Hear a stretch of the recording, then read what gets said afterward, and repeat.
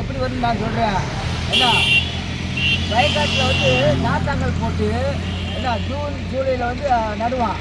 அது வந்து நவம்பர் கடைசியில் வந்து வருது. அது வந்து வியாபாரி வாங்கி போய் என்ன பெரிய சின்ன வாரி வாங்கிட்டு போய் பெரிய வாரிட்ட போய் மில்லில் அரைச்சி அது வந்து அரிசி ஆகுறாங்க. அரிசி ஆகி சாப்பாட்டுக்கு உங்களுக்கு இது மூலியமாக வந்துருக்கு. மொத்தம் வந்து 120 நாள் வந்து இந்த நடவு வந்து அறுவடைக்கு வரும்போது 120 நாள் ஆகுது. வந்து ரெண்டாவது இது வந்து நடவு வந்து ஜனவரியில் நடுவான். ஜனவரி நட்டு ஏன்னா ஏப்ரல் மேலே வந்து கிடைக்கும். ஏப்ரல் மாதம் கடைசியில் 120 நாள் கணக்கு வரும். நெல் அறுவடைக்கு வரும்போது அது களத்தில் அறுத்து மிஷினை வச்சு கொண்டு வந்து களத்தில் போட்டு சின்ன வியாபாரி வாங்கி பெரிய வியாபாரி வந்து அனுப்புவாங்க. அங்கே சம்சாரிக்கு வந்து ஒரு செலவு வந்து ஒரு 60 சென்டினுடைய நிலத்துக்கு செலவினங்கள் வந்து 18,000 ரூபா ஆகுது. 16 ரூபா 18 ரூபா ஆகுது. அது சம்சாரி கிடைக்கும் ஒரு 10 ரூபா 12 ரூபா கிடைக்கும்.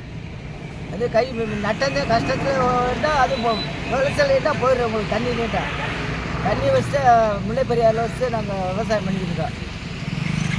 அவ்வளோதான். என்ன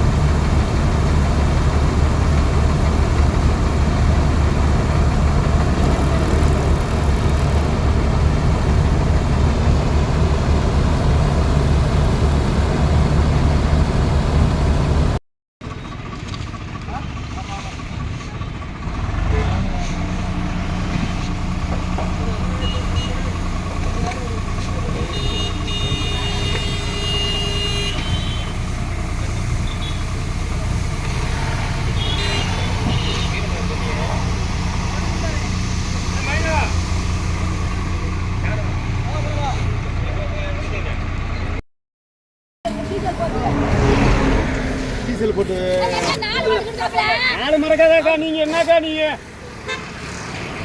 பிச்சைலாம் அளக்க மாட்டோம்க்கா. நீங்கள் நாங்களா வாங்கிட்டு இருக்கோம். நீங்கள் தண்ணி வீட்டுக்கார போய் அவர் கட்ட இருந்தானே உங்களுக்கு அவர் வந்தால் கவலை கொடுத்து விட்ருங்க. நீங்கள் முதல்ல எடுத்து கட்டுங்க.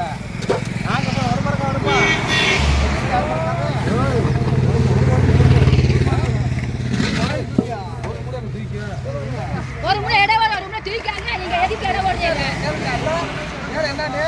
எம்பிட்டு ஆசைப்படுறாங்க. மருமக மாதிரி யாரும் கோவிச்சுக்கிறாங்க.